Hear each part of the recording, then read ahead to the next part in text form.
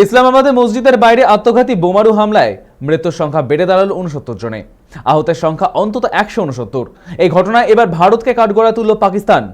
পাক প্রতিরক্ষা মন্ত্রী খোয়াজা মোহাম্মদ আসিফ দাবি করেন, এই হামলার নেপথ্যে ভারতের হাত রয়েছে। শুধু তাই নয়, হামলাকারী আফগানিস্তানে যাতায়াত ছিল বলেও দাবি করেছেন তিনি।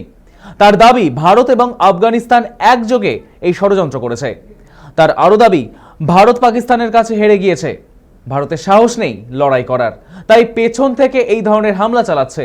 এই মন্তব্য খারিজ করে দিয়েছে নয়াদিল্লি। শুক্রবার রাতেই বিদেশ মন্ত্রকের মুখপাত্র রণধীর জয়সওয়াল কড়া বিবৃতি দেন। তিনি বলেন, এই ঘটনা অত্যন্ত নিন্দনীয়। বলেন, পাকিস্তানের দাবি সম্পূর্ণরূপে ভিত্তিহীন, এর সাথে ভারতের কোনো সম্পর্ক নেই। খোয়াজার দাবিকে উড়িয়ে দিয়েছে আফগানিস্তানের তালিবান সরকারও। পাকিস্তানের এহেন আচরণকে তারা দায়িত্বজ্ঞানহীন বলে উল্লেখ করেছেন। তালিবানের তরফে জানানো হয়েছে, ইসলামাবাদে কোনো প্রমাণ ছাড়াই উপযুক্ত তদন্ত না করেই দেশের অন্দরে বিভিন্ন হামলা নিয়ে আফগানিস্তানকে দায়ী করে আসছে। এগুলি যুক্তিহীন।